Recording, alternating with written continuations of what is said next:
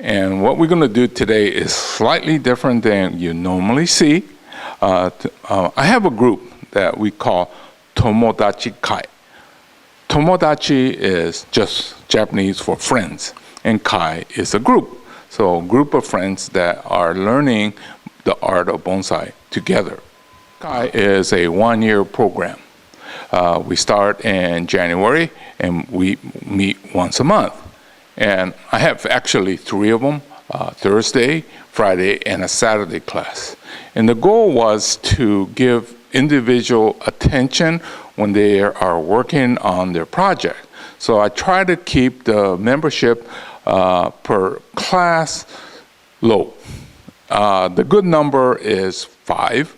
Sometimes we get 6 and 7, but no more than that. And that's the only way that I could give individual attention. Now, at the end of the year, the 3 different classes, we all get together on a one day and we do this show and tell. So I thought I'll let you see what we do, and sometimes it gets very hilarious. One thing about my group, we're not shy, we get along, and sometimes get a little bit on the wild side. But anyway, I'm talking to you before they get here, because once they get here, I have no idea what may happen. Sit down, relax. Grab a donut. Compliments of Phil's students at, what's the name of the donut store that you? The Grist Mill. The Grist Mill, okay. Okay. This morning, as you all know, all 4 of you, or 5 of you know, we were to bring a specimen, only one specimen, to the meeting today and talk about it. And I, not wanting to embarrass myself when I come out here and stand in front of you, took a look at this, which is one of my very favorite bonsai. I have about 40 of them. And I've been doing this for since 1981. So out of choosing all the ones that I had that I could lift, this was the one I decided I would bring. And I think we decided this was a Shimpaku, I don't know if it's Shimpaku pine, juniper, Shimpaku juniper. For those of you that don't know, there's the sharp junipers, and then there's the soft, gentle junipers, of which the Shimpaku happens to be one of them. So I was what you're looking for here, kind of curve in. The apex still is leaning quite a bit back, though. But and then you have to wire that forward or something, and kind of clean it up. I think generally. Something needs to change here. Well, take the Easy apex enough to and you can bring it back over this way. And get this to fill out a little bit, and then, You know. all the backseat cord wrappers here. Yeah. I've been doing this with Hiro Art and I were the original group still, for back in 1991 or 2, or way a long time ago, when we did it in the garage. And I learned a lot from Hiro, everything from Hiro actually. And then, but this is one of the boxwoods back in 1998, I think. We went to Arts for one Sunday afternoon. He was taking out his boxwood hedge. And we dug them all out, and then you wrap them up in dirt like what you do, and then take them home, and then you got to pat them all right away. And then, so we got these, it was a hedge, you dig them out, you end up with, Hiro used to have one called a tennis racket, remember that in Hiro? Because when you cut out boxwoods, the hedges, all the leaves are in the outer inch, and then a single leaf in the middle. You end up with a lot of nothing. So I took it home, and I did what they call the ugly dip, which is they're about maybe this tall, and then I cut it right there. And then I just let it grow. Sometimes the trees, it takes me 5 or 6 years to figure out what to do with them, and eventually I tell people, they tell you how they want to grow. Eventually they kind of pick a style and go with it.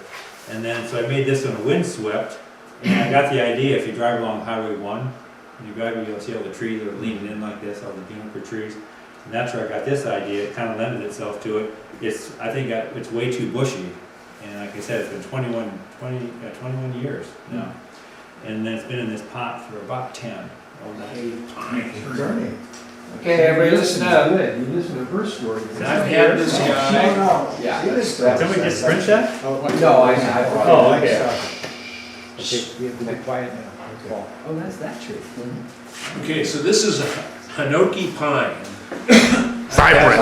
Cypress, I think. Cypress, I've had it We're gonna correct it in front of everybody. for 10 years, I say.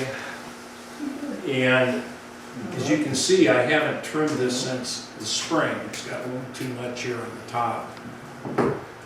And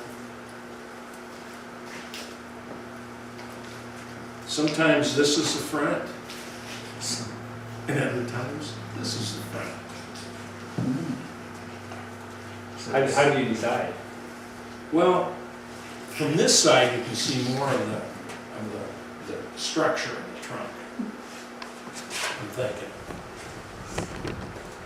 Don't you think? Not that I didn't want to put you in, I didn't want I to put you know. on the spot, exactly, but.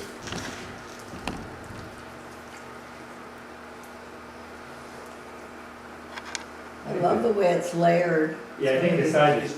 Okay, good morning, my name is Phil Richardson, and this is one of my collected lodgepole pines. This came from Mammoth Lakes up by the ski resort there in 2013. This is what it looked like. This is a close representation of what it looked like when I collected it.